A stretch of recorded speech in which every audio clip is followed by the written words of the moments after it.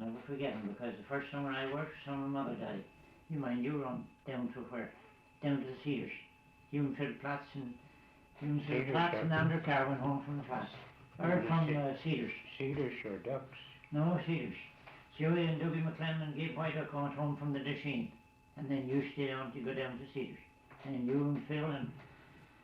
and Phil Platts and Andrew Carr went home from the Platts. And I was sleeping alone then. Pete and I were sleeping together. And we were around our tent till he went from the Cedars. And we were laying, we had our pillows right on the grave in the tent. So that night after Pete went away to Mick Sullivan, he said, "Where are you going to sleep tonight, Johnny?" And I said, "I guess where I was last night." There was lots of places because we were going tents, you know, there'd be 1 or 2 men out. And he said, "You've a man in there with you." And there was 3 or 4 of them then got out of it, and they got the price and everything. And I said, "I'll sleep there." He said, "I bet you $10 you want." It was Mick. "I bet you $10 you want to sleep." And I said, "I bet you $10 I will." Alex Candy said, "Will you pay that $10? Yes, he said, "I'll pay the $10. And he said, "I'll see that he gets it," he said. So after Alec, then after the next one, that was at last lunch. And they come in, Alex said, "Are you scared to come?" So I said, "No, what would I be scared of?" I said, "Man the ground." And I said, "There's rays in the ground there." We used up on top of the ground. But he said, "You sleep there. If you're not afraid," he said, "sleep there." And he said, "If you are," he said, "don't." And I slept there. And he kept telling me that, no, you know, that I didn't sleep there. Now, Gershon made Mick, but I wouldn't take it from him. He made me take $5. $5 then was as good as 50 now. Yes, sir, he made me take 5. He offered me the 10. Were there graves all along the river? Oh, 5. Yes, sir. Oh. You'd hardly get a camping ground without piles of... Slate Falls. There was 18 killed, well, they claim they were all killed.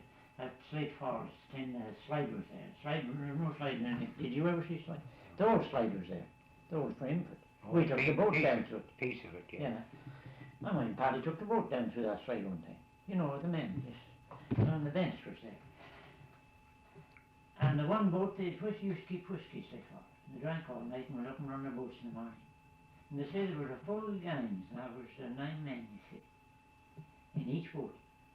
And when one boat run, another one run right after it, and then the last boat... Used to haul at the foot, hold the pitch off, you see, the boat in the cellar for a while. Last boat. Yeah, they were just right in. You never seen a man now. That was at Slate Falls.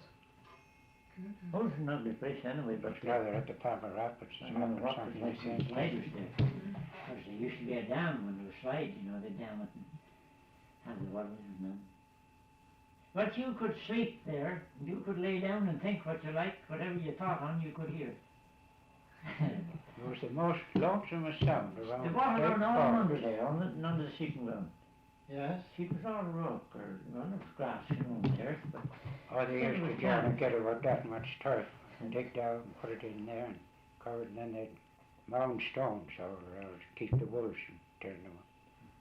There used to be a cross at the head of the most of them, or a sign, you know, but the biggest person had no names.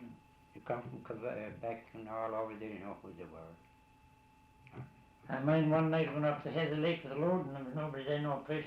I was supposed to put it down in a cottage there, belonging to American, at the head of the lake. He used to let them put their stuff in there, you see. And when he was there, but it was always locked, you know, and he wasn't there, no key, no nothing. So I come back up to where Head of Carabogany. Head of Carabogany. I come back up to, with the team, you know, on the road. But it was all little,